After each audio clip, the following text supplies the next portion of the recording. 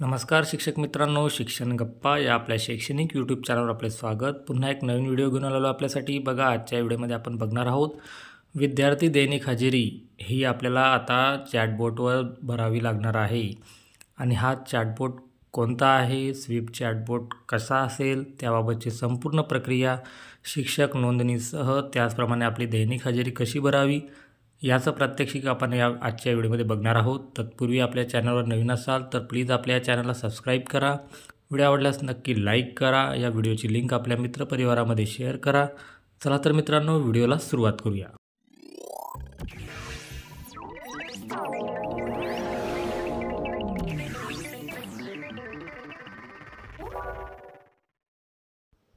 तर बघा मित्रांनो, शालेय शिक्षण व क्रीडा विभाग महाराष्ट्र शासन यांच्या वतीने विद्या समीक्षा केंद्र म्हणजेच आपलं VSK यांच्यामार्फत आता शालेय विद्यार्थ्यांची दैनिक हजेरी नोंदवण्याची प्रक्रिया ही सुरू झालेली आहे. आणि या अंतर्गतच आपल्याला या विद्यार्थ्यांची हजेरी नोंदवण्यासाठी जे ॲप उपलब्ध करून दिलेले आहे स्वीपचॅट, ते आपल्या सर्व शिक्षकांना सर्वप्रथम डाउनलोड करायचे आहे. त्याची डाउनलोडिंगची लिंक मी या डिस्क्रिप्शनमध्ये दिलेली आहे. बघा, अशा प्रकारे आपल्यासमोर इंटरफेस येईल. यामध्ये सर्वप्रथम आपल्याला शालार्थ ID जो नोंदणीकृत आपला मोबाईल नंबर आहे त्याने आपल्याला लॉग इन व्हायचं आहे.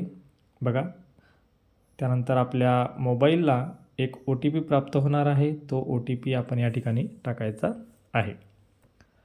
बघा, या ठिकाणी मी OTP टाकून घेत आहे. OTP टाकल्यानंतर आपल्यासमोर अशा प्रकारे 3 चॅटबोट येणार आहेत. स्मार्ट उपस्थिती, पॅट महाराष्ट्र आणि स्वाध्याय. त्यापैकी आपल्याला स्मार्ट उपस्थिती महाराष्ट्र या चॅटबोटला आपल्याला सिलेक्ट करायचे आहे. काही इंट्रोडक्शन आपल्याला यासमोर दिसणार आहे, त्याला वाचून घ्यायचं आहे. बघा, आता या ठिकाणी आपल्याला सर्वप्रथम मेसेज आहे. बघा, कृपया तुमचा शाळेचा कोड टाका.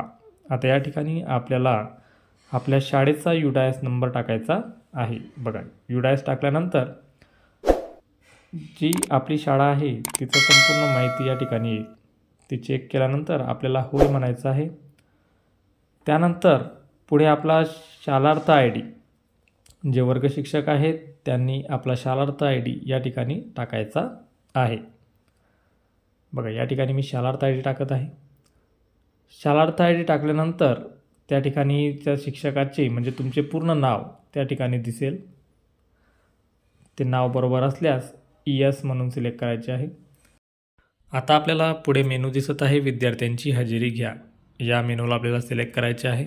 बघा, विद्यार्थ्यांची हजेरी घ्या याला सिलेक्ट केल्यानंतर आपल्यासमोर पर्याय उपलब्ध होईल. एक वर्ग निवडा, म्हणजे आपला जो वर्ग आहे तो वर्ग आपल्याला या ठिकाणी निवडायचा आहे.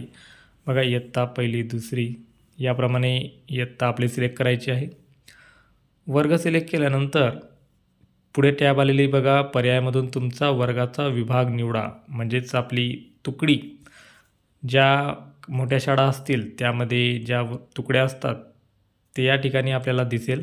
बघा, तुकडी सिलेक्ट केल्यानंतर उपस्थिती चिन्हांकित करा.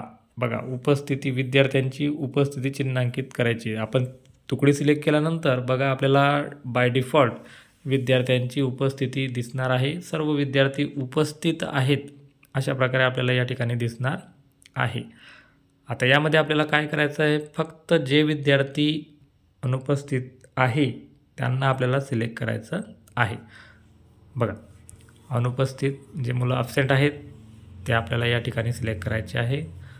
ते सिलेक्ट केल्यानंतर आपल्याला अशा प्रकारे आपल्यासमोर आपल्या शाळेचा सारांश दिसेल. सर्व वर्गाची आपल्याला अशा प्रकारे विद्यार्थ्यांची हजेरी आपल्याला नोंदवायची आहे. तर मित्रांनो, अशा प्रकारे आपण विद्यार्थ्यांची हजेरी या चॅटबोटवर भरायची आहे. लक्षात ठेवा मित्रांनो, आपल्याला रजिस्ट्रेशन फक्त सुरुवातीला एक वेळेस आपल्याला करायची आहे. त्यानंतर आपण नियमित हजेरी याप्रमाणे भरायची आहे. त्यानंतर दुसरी महत्त्वाची गोष्ट म्हणजे लक्षात ठेवा मित्रांनो, की तुम्ही ही हजेरी आपल्याला सकाळी 8 ते रात्री 9 वाजेपर्यंतच आपण ही हजेरी भरू शकतो. तर मित्रांनो, अशा प्रकारे आपल्याला दैनिक हजेरी या चॅटबोटवर भरायची आहे. चॅटबोटवरील इतर काही समस्या, अडचणी आल्यास नक्की कमेंट करा. व्हिडिओ आवडल्यास नक्की लाईक करा. पुन्हा भेटूया नवीन व्हिडिओमध्ये. तोपर्यंत धन्यवाद.